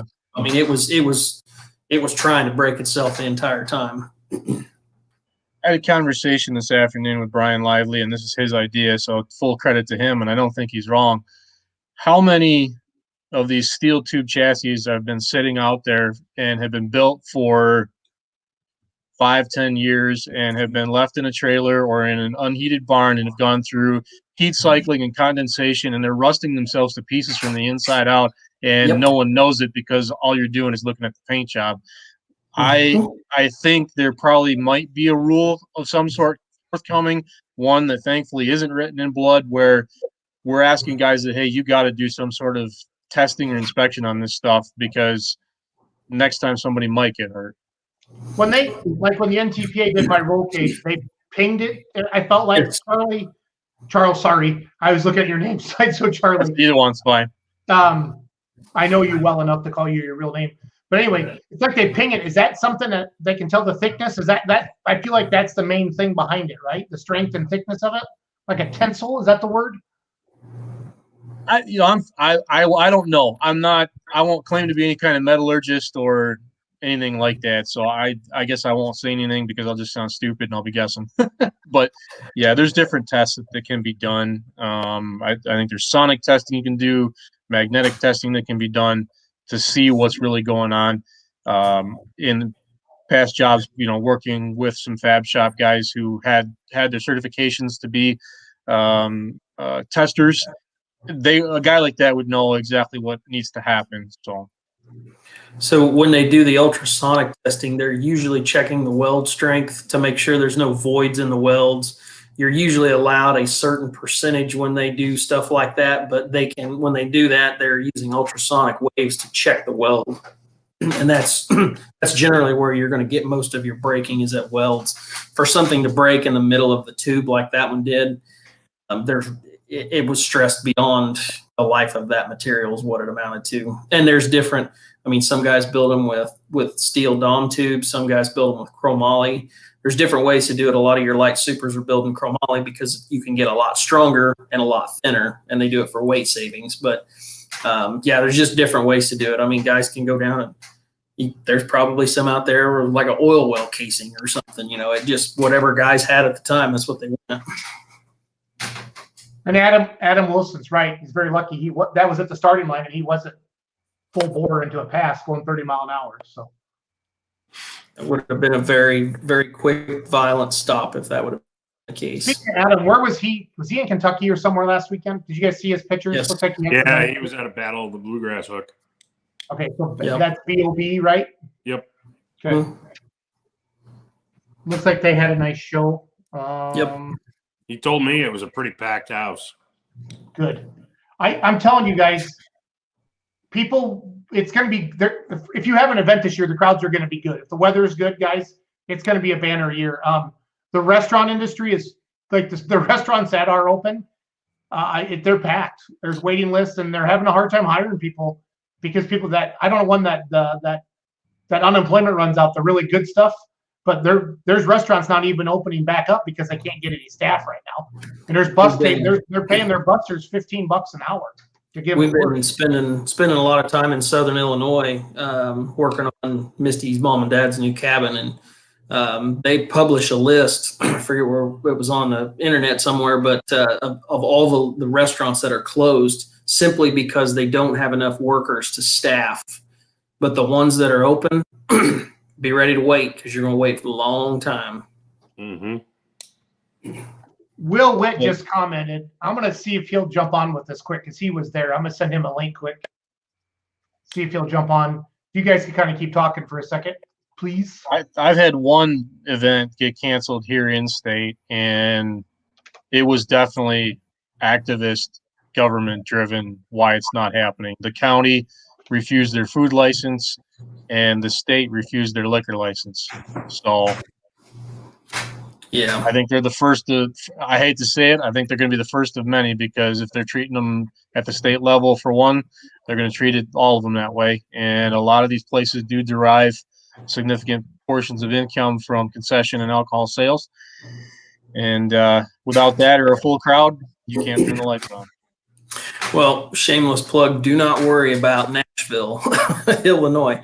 The thing that would potentially play that is rain, and there is tarps, so it's going to go. That's the one good thing about if they have a private facility, it's not a county fairgrounds, you're usually not going to run into any problems. Well, that's why I asked Nick about Illinois because like our fairgrounds here in Richland Center is on county property and they tell you if you can use it or not. And that's why I'm worried about with a lot of these fairs, but your Nashville's, your Farley's, your Hillsboroughs, I'm trying to think of the ones that are privately owned or not government funded, to Charles' point, with the consent, nobody can really tell them what to do. Do you know what I mean?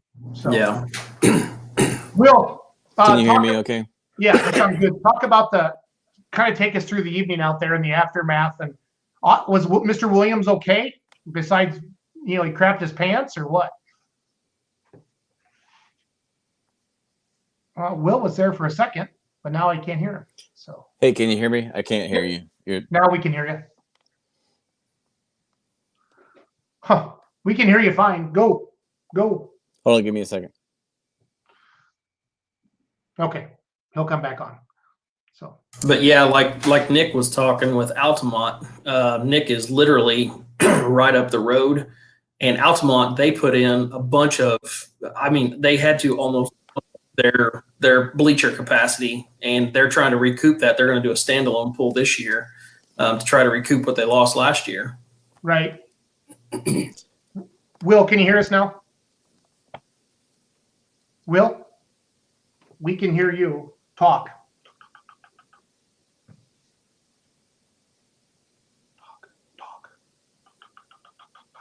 Yeah, you like that? The square, like they match him up.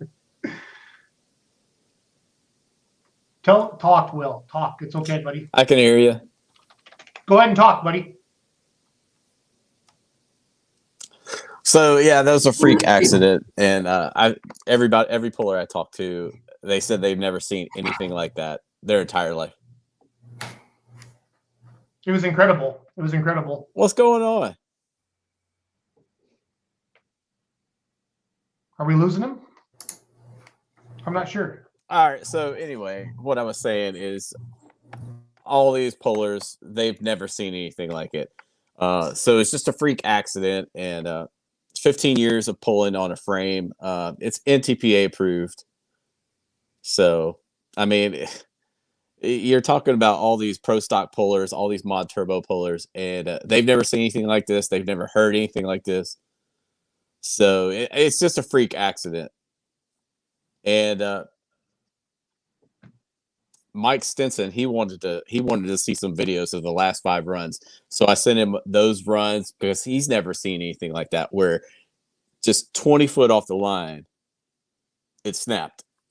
So I hear what everybody's saying, and these guys, their nephew TJ, he refers to him. Well, actually, it's Tommy's son. He refers to him as frickin' frack, just because they do anything they can to get a tractor together. And that night, they actually lost the engine to Firestorm, getting ready for this pull. So it was a tough night for them, for that whole family from Haymarket. Absolutely. That's terrible. Well, let's kind of wrap this thing up, Will. We're at the end. Where are you going to be next? What do you got going on in your world, Will? Yeah, you're right, Charles. There's a big delay for poor Will there. So anyway, I don't know what's going on. I got some kind of delay, but yeah. So that was Mod Turbo. The only reason I was there is because I'm off this week. Last week was, there were protesters blocking us, keeping us. Yeah. Anyway, there's protesters on the highways trying to keep us out of Elizabeth City. That's the only reason I was there, because they were blocking us to get into North Carolina, so they canceled that poll, and I went up to Boonesboro. That's the only reason. 4 hours to North Carolina, 2 hours to Maryland. So I went to Maryland, and that I got what I got, and we're releasing those videos on YouTube now. So all that stuff's coming out now. So thanks for having me. I appreciate it. Yep. But again, if I wasn't there, I wouldn't have believed it myself, Perfect. Have a good night, buddy. We'll talk to you soon. All right. Sounds good. All right. So let's round it out here. Let's what Sam Kelly say. Western Series is looking good. I haven't heard any cancellations there. Have you, Roos? Not yet. No. And then I don't think you're going to see any either. Yeah, that's that part of the world where they just haven't, like the Outlaws had a pretty full schedule last year, and so did the Western. So I think we're safe there. Yep. I think this one's for you, Ryan. Pretty sure it's Bush League, but my favorite local poll there is Elkhart, Iowa. June 26th, dirt brought in on the street. It's a party. Ryan, you better be there. So, Corey, I don't think you're going to like my answer. I'm pre-committed. That's a Sunday, isn't it? No, I think that's Saturday of Mound City. It is. It is. Yeah, I'm thinking July. And I have to miss it every year, and it kills me. Because they do. They build a track in Elkhart right down Main Street. And, I mean, like, tractors come to rest underneath the stoplight. It's kind of cool. It would be cool. It would be cool. So, it's Brock Menold is always there with the 60-30 and a few of the farm stock guys from around here. And let's see, Ross is Ross has run his 4-1 60-30 there. Yada yada yada. So good time, hometown pull. Lots of trucks, lots of local trucks. Welcome to the Drive Shaft Show. That kind of a deal. Yep, that's always fun. Yeah. Plug Corey's podcast again. What's it called? Farm for Profit. Farm for Profit, Farm for Fun. They are they refer to themselves as the mullet of podcasts. And it's absolutely true. And they are very good friends of mine, and they are awesome. They were the first, I believe they were the first podcast that Tony ever did. And they had a rip-roaring good time with him. Good deal. So, Charles, what's going on in your world? What do you kind of have coming up the next couple of weeks? Where are we going to see you out and about at? Nowhere. I'm getting ready for Ultimate Call Challenge, and that's far and away, it's the biggest thing that I do all year. Oh, for sure. And you know the level of prep I put into it. You've seen it. The spreadsheets I write and voicing over all the ads beforehand, so I don't have to live read it when I get there that weekend. So for me, the next couple of weeks is devoted to being ready, so when I get there, it's automatic, and I can just do me without having to do all the menial stuff on the side as well. I preload that one pretty hard. Yeah, well, you do a hell of a job, Charles. There's a reason you're there, buddy. At one of the biggest stages on earth. So totally understand. Totally understand. Roos, what's going on in your world? I'm living out of boxes. I'm getting ready to move. So once get me through this weekend and get Tara through this weekend without either one of us having a heart attack or a stroke, and get a few boxes unpacked, and then I can start thinking about pulling. My next hook is going to be with you. I'm going to come up I'll come up Thursday night and hang and drink some cherry wheat beer and kind of push and promote a little bit. And then Friday night I'll be on the track, and then I'm going to bail and head for home that night because my niece graduates high school the next day. And she graduates high school that weekend. Actually, she'll probably graduate that Friday, and the party is on Saturday. And so I need to be there for that, but I can at least be there for the Friday night opener. I'm going to go grab some of my beer. Paul, you talk. Wow. Way to I hate just put me on stuff. I wonder if this beer is actually good. He said it was. Bruce, you're the beer guy, kind of. I don't know anything about a cherry ale. Well, a wheat beer is one of the easiest beers to add adjuncts to and flavor to and have it taste good. It's a nice, it responds very well to doing things like one of the other beers that they have on tap is like blueberry and lemongrass. And so you do that, you add a little bit of lactose, a little bit of milk sugar, and it'll bring out those flavors a little bit. So you'll get some of that lemongrass, so you'll get some of that citrus taste to it. You'll get the blueberry along with it. In this case, it's a cherry wheat, so you're going to get nice, good, I believe, Michigan cherries, which makes me happy since my family grows Michigan cherries, at least for now. And so, yeah. I'm very much looking forward to trying that. I'm not typically a wheat beer kind of guy. I'm usually more of a stout guy or an IPA guy, but that sounds pretty good. It's pretty cool to have a tapper with your tractor's name on it, guys. When you pour beer, there's a couple bottles missing out of that back there. Yeah, it's been all the neighbors have been over, so it's all good. What you said it was selling well? Yeah, I saw people walking out with 6-packs with it Saturday night. They're not distributing it yet, so you can only get it at Seven Hills. But I'll always grab a couple cases to every pull we go to and have it in the cooler for everybody. So working on a brewery to can it. We're just getting started with this, but it's not super cherry, but it's drinkable. It's 4.6% alcohol. Everybody that's liked it's enjoyed it. Or, I tell them, if you don't like it, you don't have to lie to me. It's going to be okay. You don't have to like everything you put in your mouth. So It's all good. You're not a beer guy. You're a No. craft guy. So what do Yeah. you think of it? I liked it. It was smooth. I could drink it. I'm gonna drink it. So, Good. yep. So it's all good. My son Riley graduates from Upper Iowa this weekend. So Attaboy, Riley. pretty proud of him. He's got a job up in Sheboygan up at Kohler. And then then I can give him his cell phone bill and his car insurance and all that stuff. It'll be fun.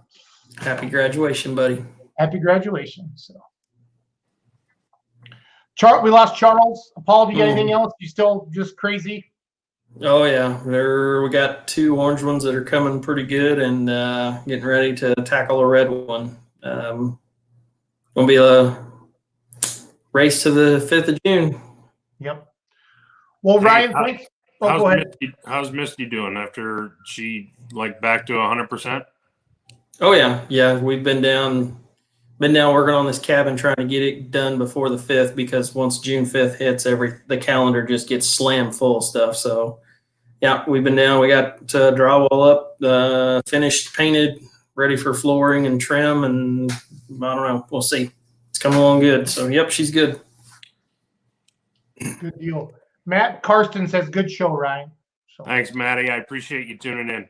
Matt's one of my coworkers. He manages a lot of the relationships with our auctioneer partners. Okay, cool. Charles is back. He had to go pay the pizza guy at the door. So I don't know what happened. Totally lost Wi-Fi. Everything crashed. You got the storm down in Illinois. So yeah, that's all I got, guys. Who we got coming on next week? I forget already. Colin. Mr. Ross. Mr. Ross. We're gonna find out what he's up to, and he's got some new. They've got some new things up their sleeves right now. Did they pre-commit 2 diesel supers? No, I'm talking more about stuff that he's doing with Chaos. Ah, okay. So yeah, they're looking to change the game a little bit, and with new blocks and stuff like that. And I said, hey, you need to come on and talk about them, and then you need to answer the question that everybody always asks: where's Lily's tractor? So we could set the over/under on that for right now, and say that within the first 3 minutes, I'll bet somebody makes the comment. And if not, I'll call Miles and just tell him, hey, Miles, I need you to make the comment. I think he's getting out of the game completely. He's going pro stock batwing mower pulling. There you go. Pro stock batwing mower. That's cool, Charles. Yeah, he was having himself a good afternoon on that 1456. I'm not gonna lie, kind of jealous. Yeah, I was too. Hey, before we all call it quits, I did happen to look at the pre-commit list last week, and I did see a pro stock with the name Bargy on the end of it. Yeah, I don't know anything about this. I don't. Somewhere, Yaron's ears are twitching right now. He's literally convulsing. Somebody's talking about tractors, and I know something.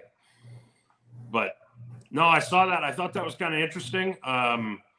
Also saw that it appears that we're going to have a Champs Tour mini rod out of Southwest Missouri, which could be kind of cool to see. So right now he drives the guy drives a Pro Stock 4x4, one of the barely legal chassis trucks. Matt someone or other. Matt Smith? No. I don't know. Matt from down in Southwest Missouri. He lives in Archie. And I saw his name on the pre-commit list for Champs Tour mini rods. So that'll be kind of interesting to see. So where Savanovic released that 2 pro stocks in the stable, he purchased one of them from RJ. So RJ's back down to 2. Gosh darn it. He'll have to go. That just means he's going to buy another one. Yeah, just watch his face. 3 more toters. 3 more toters and 2 more pro stocks this week. It'll be okay. So. Yeah. That's right. Last but not least, I did interview John Strickland last week, guys, on the audio podcast. Very cool dude. Yes. All I ever knew him is that I said to him, All I know about you, John, is that you're going to drive badass alcohol supers. And that's how he told his whole story. I had no idea that Earl was his father-in-law, and I had it all backwards. So we got the good story, and that's a heck of a racetrack out there. Charles, have you ever been out there to Benson? I have not. No. Or Glot. It's in Dunn, Yeah. right? Yeah, Glot. there's 2 of them. I got it mixed up there. Sorry about that. So. Hey, Charles, where can people get one of these snazzy hats that I'm wearing? Website, sidetrackproductionsinc.com, top right corner. There's a merch button. Go get one. Sidetrack what? Productions Inc? Yep. Inc like INK or INC? INC. Like incorporated. Yeah. I'll put it in the link right now. How many of you can recognize every one of those letters? They did something kind of cool with that. Yep. And no one's tried to sue me for it yet. That is quite. I've thought about that, and I've wondered why. But hey, I don't know. It was one of them things. When Drew and I started the whole Sidetrack thing, those decisions literally got made like so split second, and we always agreed on stuff. What are we going to call this thing? And he came up with Sidetracked, and it was boom. Okay, it's done. And then we were going to decide how we're going to design a logo. I don't know. I saw like ripped out pieces of newspaper glued onto something else, kind of serial killer ransom note style or something. And that's next thing you know, there's a Sidetrack logo. Just instant. It just came. I love it. It's cool. Those are the coolest hats. Yep. Love them. Cool. Okay. I'm going to show Nick McCormick one more time, and I'm logging off, guys. Hey, wait a second. Before you do that, Mike Maxwell just made a comment about the new tractor. Mike, will you send me a message? Tell me a little more about that. I just for my personal edification, I'm not gonna, we're not gonna go and blow it up or anything, but I'm kind of curious about what it is. Make sure it's not the new alcohol one that's been seen in public just a handful of times. Cool. So yeah, Mike, if you wouldn't mind, thank you. Perfect. Friday, you're late to the show. He's a working man. I know it. No, he's not. Rui's got a new toy in his hauler too now. Huh? Roger Rui. Really? What did Roger buy? If I'm not mistaken, he's got a 2-wheel drive now. Oh. And still the mean farmer? Uh-huh. Oh. Yeah. Little difference in driving there. Well, Roger's got plenty of lead-foot experience, so yeah, that's and he likes things that make noise just as much as he likes things that blow smoke. You ought to see that. You ought to see the Corvette that he showed up to the Cornhusker in one year. Ooh. As Danny Bartling says, that's one big bullet to dodge. It is. How did we know about pulling before social media? What do you guys remember? We didn't. 10 years ago, we didn't. No. Think about that. It's crazy. It really is. Yep. Think about how fast it started to change. I mean, 5 years ago, 5 years we did, but Matt Johnson, that's who it is. Old buddy Jared's down there. Yeah, so that'll be interesting to see, because I remember watching Matt at Warrensburg last year, and I thought I heard that that was one of the, I don't know, it was one of the first times out on that truck, and he made it into the pull-off with like 7 other trucks, and I think he walked out of there with like a third. I mean, a super respectable finish. Drove it real well. He's a dirt track guy. He's a roundy round guy, I believe, and just decided he wanted to change it up and add to the fleet. And apparently he had enough of a good time, on the dirt with us that, well, let's, turn up the wick a little bit more.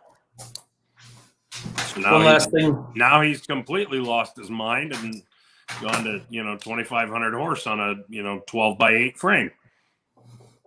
One last thing for me, and then I'm getting off of here.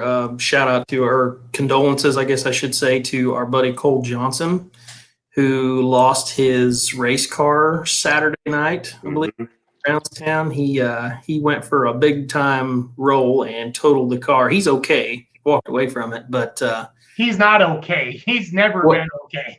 yes. But he took a heck of a ride Saturday night. I think it was Saturday night at Brownstown. But yeah, I'm going to show you guys the pictures. Hold on. He had a little. Did you see Rui's comment, Bruce? Yeah, I did. This is going to be fun. Okay, want to make sure you saw that. I wonder if that means we get to see it at Dubuque. I'm sure he's still watching. Boy, that'd be fun. Yep, that's our buddy Cole up there in the 115. Look at that. Got a little too high on the track, he said. Get up into the apron and. Yeah, he took a roll, and he had won the feature or the main or whatever. Yeah, he won the heat race, and I think he said he was in third when this happened. Yeah, that's I saw on Facebook. He's got the Smokey and the Bandit on the hood. That's our Cole. Mm-hmm. All hail the Thunder Chicken. Yes. Wow. All right, I got to get off here. Yeah, I got to go too. Y'all have a good week. We'll see you guys up next week. Maybe I'll be sitting on my deck when I do this, when I log in next time. I like it. That'd be cool. Later, dudes. See you.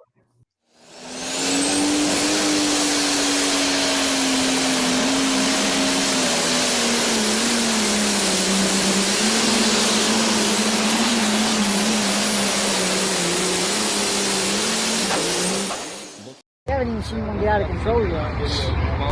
Hopefully it ain't my Deere. I know they're pretty wild usually. All right, green light, green flag. Jimmy Williams, John Deere, he calls Green Max.